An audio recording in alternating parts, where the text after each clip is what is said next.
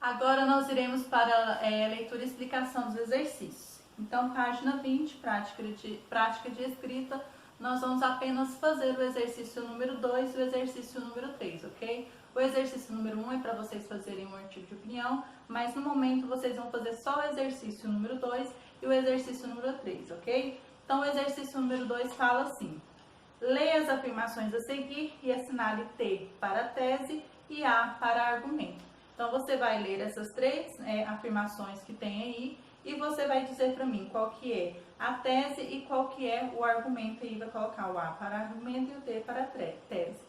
O exercício número 3.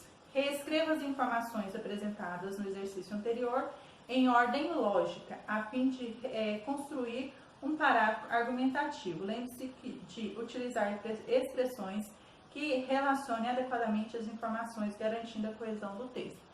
Então, essas três alternativas aqui você vai escrever de forma a formar um parágrafo e que venha ter coesão. Então, você vai usar algumas expressões ou termos da língua padrão para que haja ligação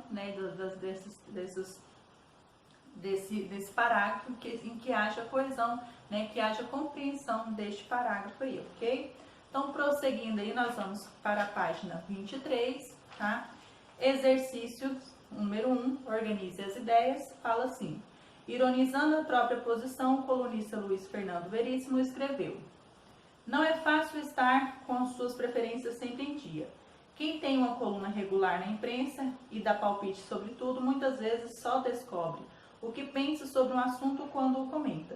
E não é raro começar com opinião e terminar com outra. Tenho posições firmes sobre o aleitamento materno a favor e o câncer contra. Mas e a clonagem humana? Tá? Então, nós temos um texto de Fernando Veríssimo aqui, uma opinião dele, e aqui está escrito: com base no que aprendeu sobre o papel dos colunistas ou dos articulistas, complete as lacunas com as palavras selecionadas. Então, nós temos aqui tese, exemplos, artigo de opinião, argumentos, dados e depoimentos. E aí nós temos a frase assim: o articulista produz um gênero textual chamado. Nesse texto, o autor debate assuntos da atualidade expondo isto é, seu ponto de vista. Para ser persuasivo, o texto deve apresentar fundamentados em fatos históricos, estatísticos do cotidiano, de autoridades, entre outros, em geral. Para concluir um artigo de opinião, o autor reafirma sua tese. Então, de acordo com a ordem aí, você vai acrescentar essas palavras do quadro acima. Exercício número 2. Neste capítulo, você também estudou os pronomes relativos. Com base em seus conhecimentos, complete as lacunas. Então, nós temos aqui a palavra que pode exercer muitas funções em um texto como um pronome. Aí você vai escrever aí.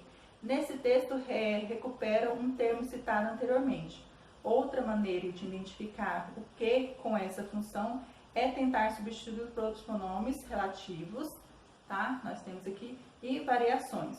Então, nós temos letra B, letra B, o pronome relativo onde refere-se apenas a lugares.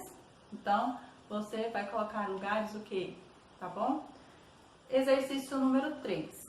Complete o quadro de acordo com as definições apresentadas. Então, nós temos definições aqui e denominação, e nós temos definições. Então, nós temos enunciado organizado em torno de um verbo ou de uma locução verbal. Então, nós estamos falando do quê? Constitui-se apenas de uma oração. Então, nós temos se constitui apenas de uma oração, é um período. Então, você vai pôr aí. Constitui-se de duas ou mais orações que podem ser separadas sem prejuízo de sentido. Então, esse período é chamado de quê? Período, tá? Composto por exerce a função sintática, completando a estrutura e o sentido de outra oração. Então, é o que? Um período que, tá? Então, uma oração, você vai colocar aí. Então, prosseguindo aí na página 24, hora de estudo. Então, nós temos aqui, leia o texto a seguir e responda as questões propostas. Então, nós temos fora de validade, vigilância sanitária, orienta para o descarte correto do medicamento vencido. Então, vocês façam a leitura deste texto, tá bom? O exercício número 1 pede assim: considere o seguinte período extraído do texto. Bezerra explicou que o medicamento faria o percurso inverso. Letra A. Quantas orações compõem o período? Então, quantas orações temos aí? Letra B. Essas orações estão ligadas por subordinação ou por coordenação? Então, para que tipo de... essas orações estão ligadas, quais é o tipo? Coordenação ou subordinação? Letra C. Qual é o sujeito do verbo explicou? Então, qual que é o sujeito do verbo explicou? Letra D. Qual é o complemento verbal de explicou? Então, qual que é o complemento verbal de explicou? Exercício número 2. Assinale as orações nas quais a palavra que é um pronome relativo. Então, nós temos 4 opções aí, vocês vão fazer a leitura, tá, dessas 4 opções e marcar qual delas o pronome que é relativo, tá? Então, a palavra que é um pronome relativo. Exercício número 3.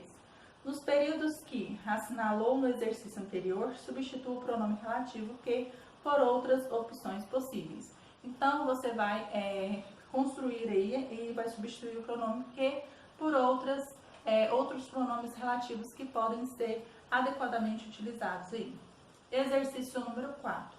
Assinale as alternativas entre o pronome relativo onde foi utilizado de acordo com a norma padrão da língua portuguesa, ou seja, que ele foi utilizado onde representa um local físico, ok? Então, nós temos 4 alternativas aí, então temos mais de uma resposta e você vai marcar quais são essas alternativas corretas. Exercício número 5. Reescreva as alternativas ou a alternativa não assinalada no exercício anterior, adequando às normas padrão. Então, você vai, o exercício que a alternativa anterior que você não marcou como correta, você vai reescrevê-la, substituindo o pronome, né, o que está lá, por um pronome relativo adequado, ok? E o último exercício, o último dia da aula, né, de hoje, leia as sentenças a seguir. Então, nós temos 5 sentenças, vocês vão ler essas 5 sentenças e, de acordo com o que são apresentados, né, então, apresentam pronomes relativos às frases.